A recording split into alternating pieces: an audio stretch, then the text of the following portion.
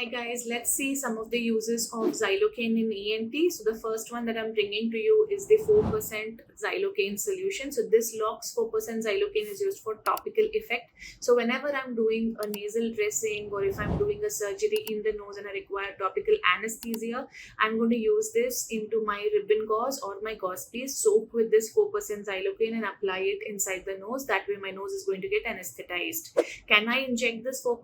Typically no. For injection, we use this one, which is your 2% xylocaine, which can have adrenaline or which cannot have adrenaline, depending upon the patient's, systemic issues like hypertension. We would decide to go with adrenaline or without adrenaline. So 2% is usually the injectable form, 4% is the topical form, and whenever you want a spray to give anesthesia to the oral cavity oropharynx, you would get a 10% spray that would be used as a spray form for the oral cavity and oropharynx procedures. So I hope you're very clear that 4% is for topical application, 2% is for injection, and another 10% xylocaine spray is again used for topical anesthesia.